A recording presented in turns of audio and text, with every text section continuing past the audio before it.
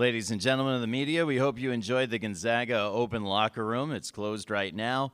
In just a moment, we'll be joined by head coach of Gonzaga, Mark Few. He'll be here in the main interview room from 12:45 to 1:05 to take your questions. That begins in just a minute.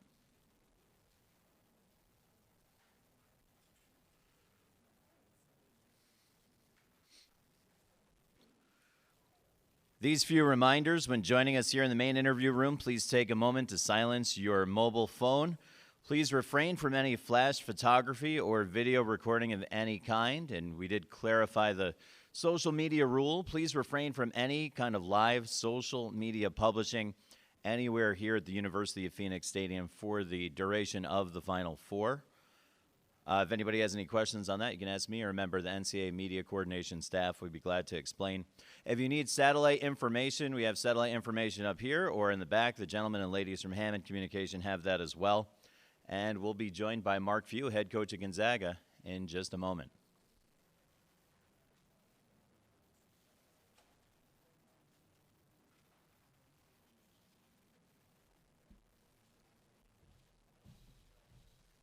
How are you, Coach? Hey, good. I'm going to take that and pour it into this beautiful blue cup. Absolutely, I can do that. Thanks. I'll hold it for you. Awesome. Hi, Matt. We'll take. Oh, you got bring your own. Yeah, I do. Right there is great, Coach. Very self-efficient, Coach Few. We'll ask Coach to make an opening statement, and then we'll take questions. I prefer. Yeah, low maintenance. Yeah, very good, Coach. Yeah. Wow, awesome week so far leading up to this, and it's just been a great experience for our players, coaches, families, and staff. And I think everybody in the university and the entire city of Spokane is fired up, but now we're kind of in game mode, so it's getting serious now. If you have a question for Coach, please raise your hand. We'll send a microphone attendant to you. Please make sure you get my attention, and we'll send the microphone steward over. We have a first question. It's all the way up in the front, right in the second row. Matt in the green shirt. Matt Norlander, CBS Sports. Mark, with Shem and the injury / staph infection that he went through and coming back, did you believe that there was a high probability that he would never play for Gonzaga again? And if you could just detail the regimen that you put him through last summer to be able to get him even at this point, because obviously he's turned out to be such a huge factor to your road to Phoenix. Yeah, yes, there was a very, very high probability that he was not probably going to play basketball again. I think all of us,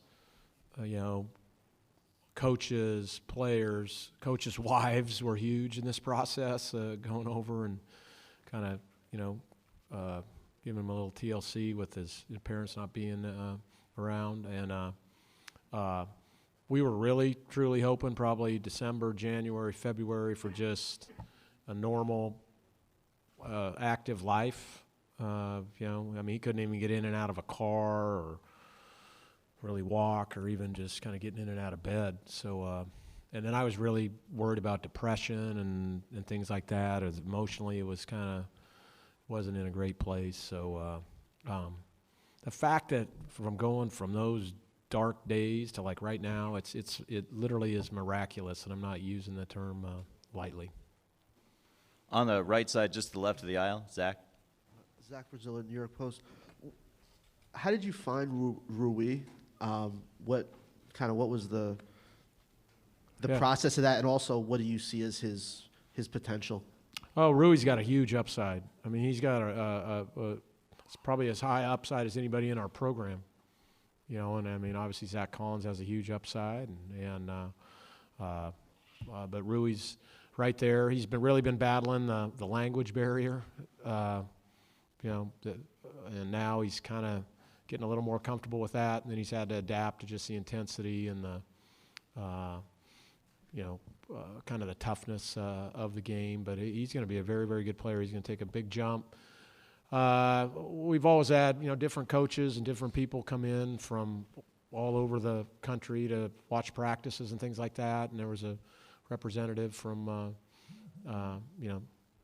Japanese basketball over there that had came. I believe he stayed for almost a month, kind of observing practice quite a ways back, and built some relationships. And then when they called and told us about him, we started watching tape. It was, he's a prospect.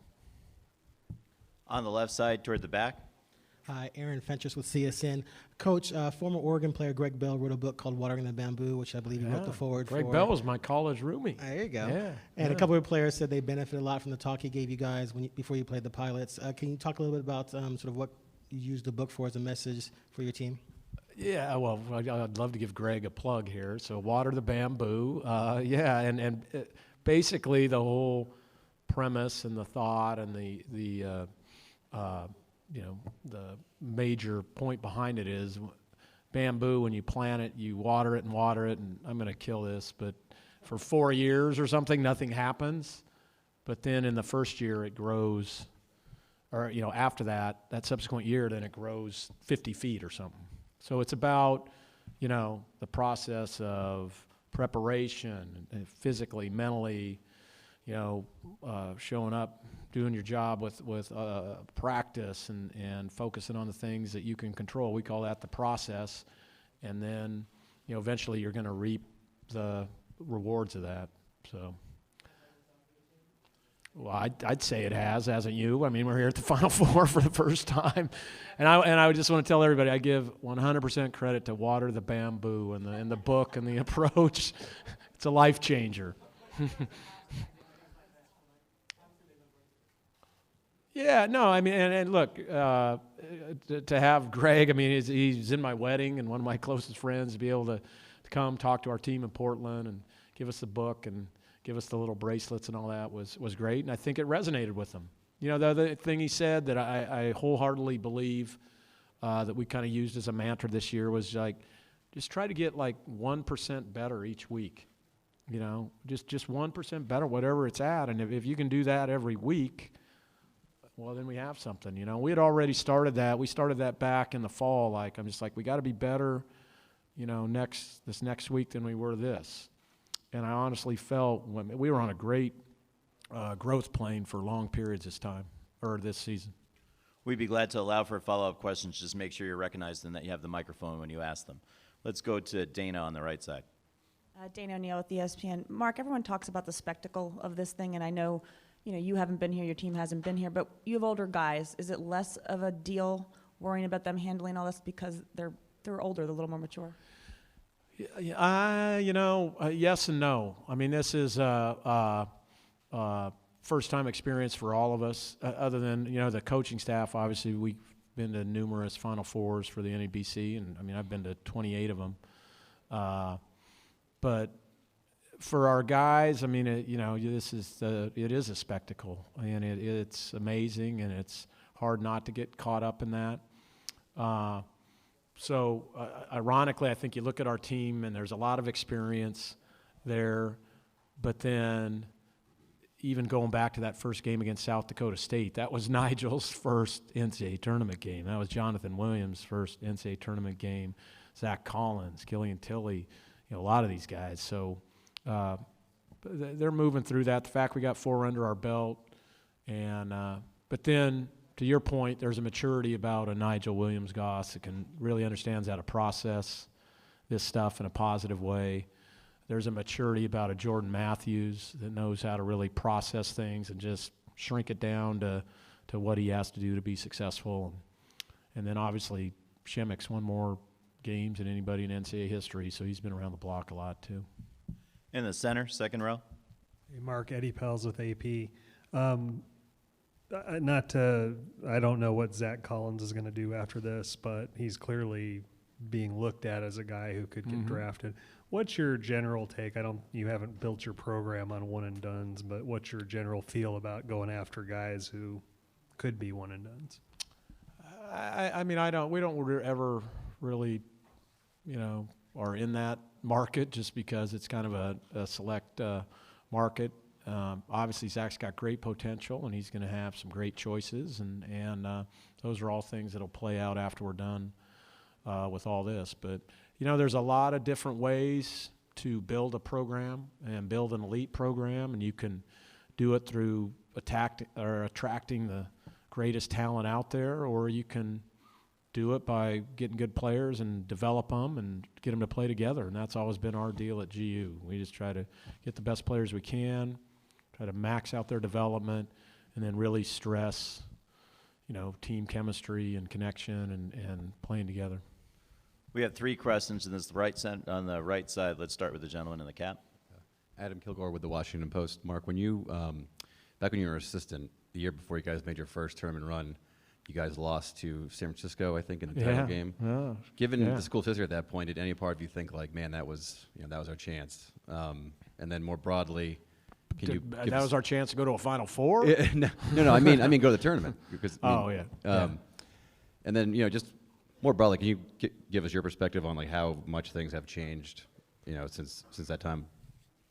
Yeah, I mean, at that point, obviously it was devastating. We had a great run. We won the league, and and ironically, do you know who the coach was of that team that knocked us out?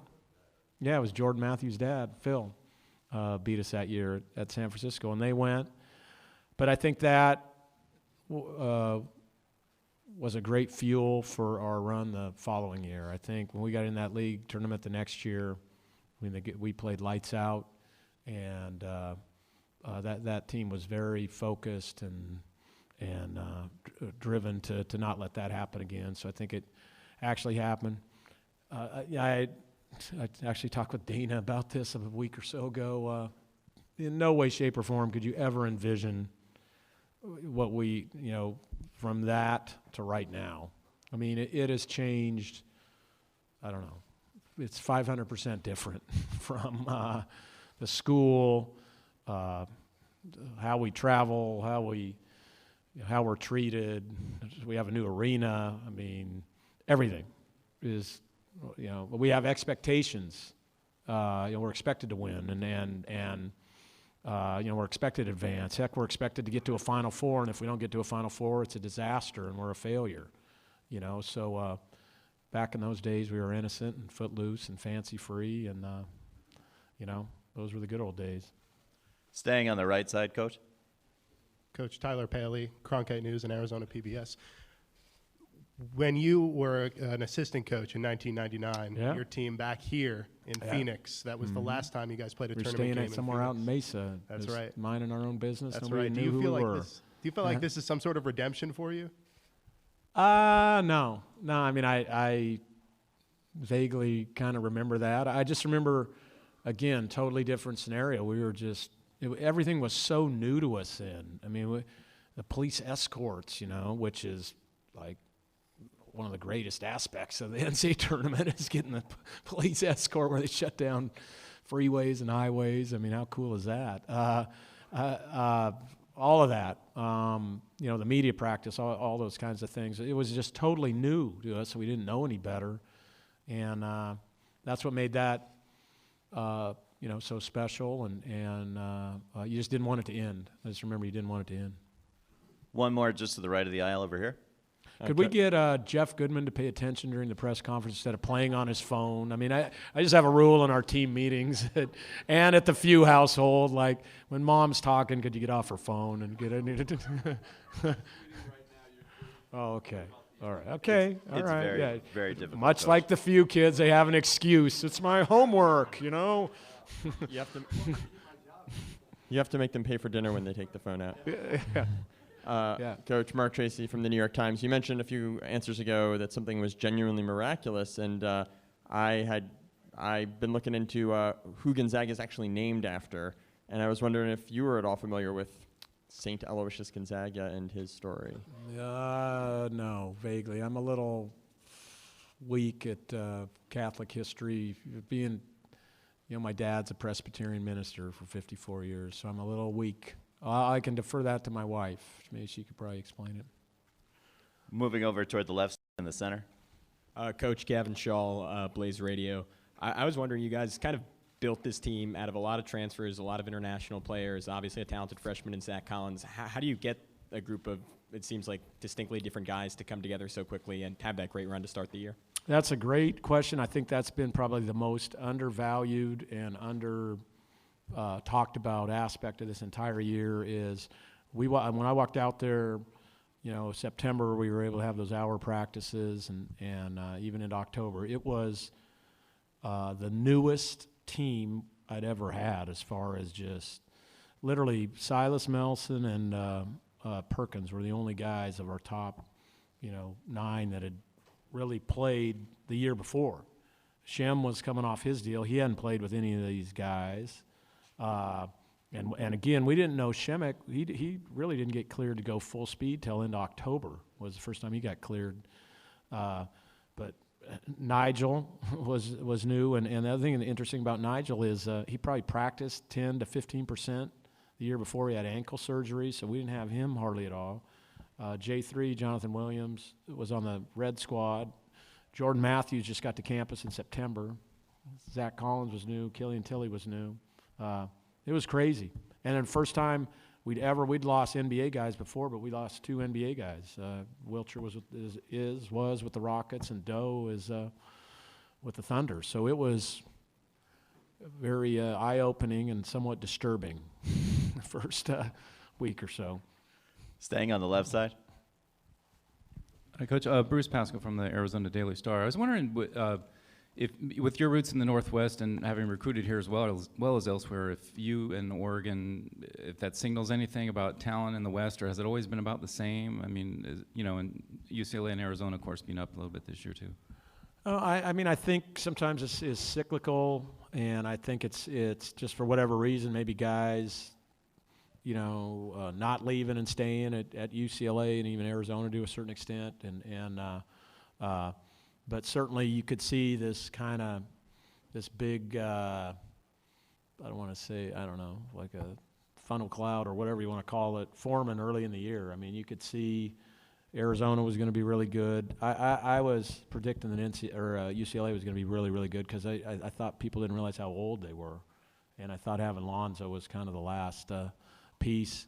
I think everybody knew Oregon was going to have a good year, and then obviously the way it started happening for us, you got into like late December, January, it was like, wow, there's some really, really, really good teams out west. In that same area, Coach? Nick Krupke from Fox 12 Oregon.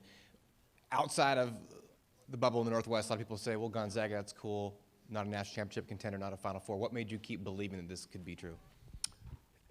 Just because I just thought we could do it. I thought over this run of 20 years, we've probably had 3 or 4, or probably 3 teams maybe, I don't know, that could have made it here. And, just from the luck of the draw or that particular night, or, I think of Wichita that year, or, the one year we had a great team with Pangos and Bell. We just ran into Duke, in Houston in the Elite 8. And so there was, I certainly felt, my stance all along was like, you just got to be good enough, and then eventually it's going to happen. And we wanted to stay nationally relevant, and I think we've done that year after year after year, and that's probably what I'm most proud of. And then, eventually you'll kick the door down and break through like we did this year. In the back toward the center. Coach Mike Scow, KZI News in Eugene, Oregon. Taking you back to your past, to Cresswell, to U of O, and your time there, and could you sort of recap? Let's not dive too deep into all that stuff. But could you sort of describe and sort of sum up what you remember most, or what stuck most with you about Cresswell and about being at the U of O, considering that this is such a, the evidence of your history is now right here in front of you with U of O being here with you? Yeah, sure. I mean, growing up in Cresswell I wish I could have that for my kids. I mean, growing up in a small town is unbelievable. I mean, it was just, you just take off on your bike, go anywhere. You didn't have to tell anybody. And it was Mayberry, and playing all 3 sports, you had to play all 3 sports because they needed you to go out, and just growing up like that. I had a really cool situation because we had a house that was next to the church.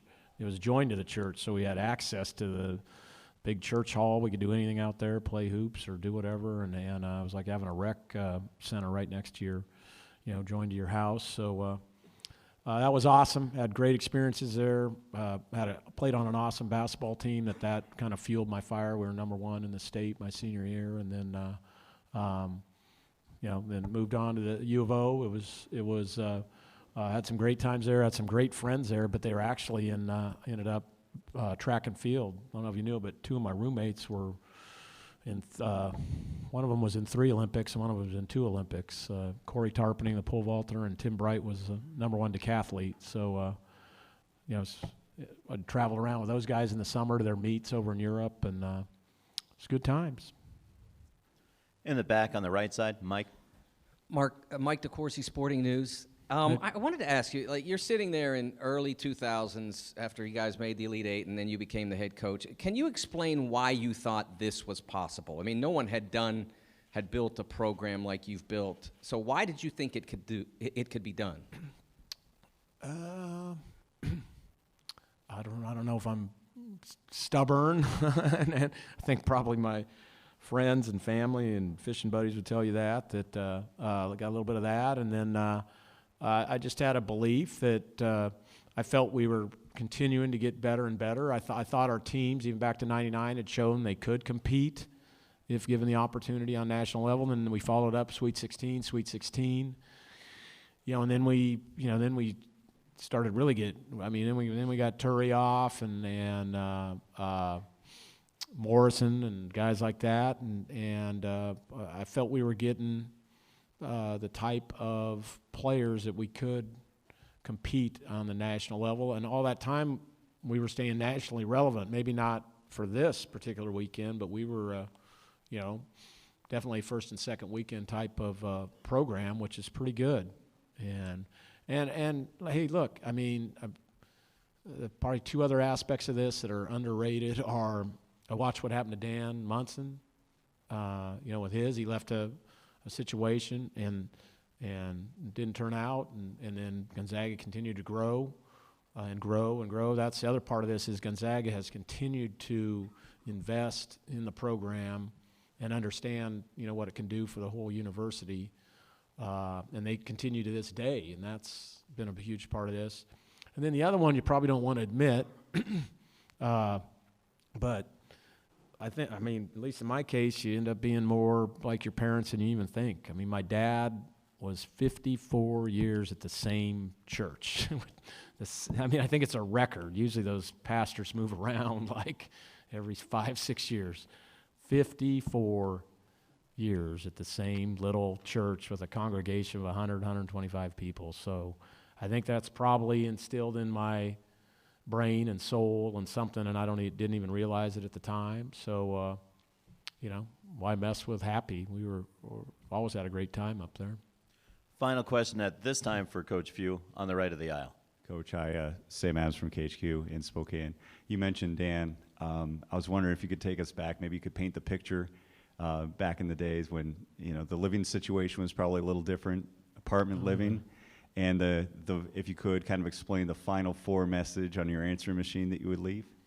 Yeah, that was way, way back. But yeah, Dan Munson owned the house because he was making a whopping, $45,000 or something, or $35,000. And then Billy Greer and I lived there, and would pay as much rent as we could afford. So those were the 3. We were the 3 assistants under Dan Fitzgerald, and then obviously when we moved up when Munns moved up, but when we were really, it was like our second or third year, and this was a big, and it still is a big deal for coaches to come to a Final Four. This is a big deal. Assistant coaches, everybody, they invade this place. I'm sure you guys that have come to a lot of them know, and it's crazy. So Dan got the bright idea to leave on our old school answering machine, like, hey, we're out of here. We're going to a Final Four, and we'll be back on Tuesday, or whatever. So I don't know where it was, New Orleans or somewhere like that. No big deal. So we come rolling back Tuesday. Our entire place they stole everything. But, you know, we left our papers on the front. We left everything. They took everything. There was nothing left. And, yeah, so you need to ask Dan about that. So needless to say, we've learned from that. But we'll get to that in just a moment. But we'd like to thank Coach Few for joining us for this session, and we'll see you shortly, Coach. Yep, okay, yep. Thank you.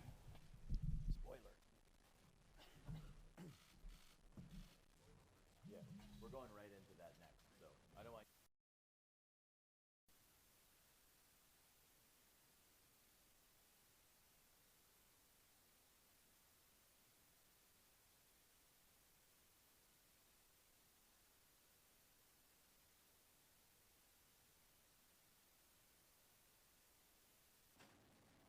Thank you for the audio. At 1:10 p.m.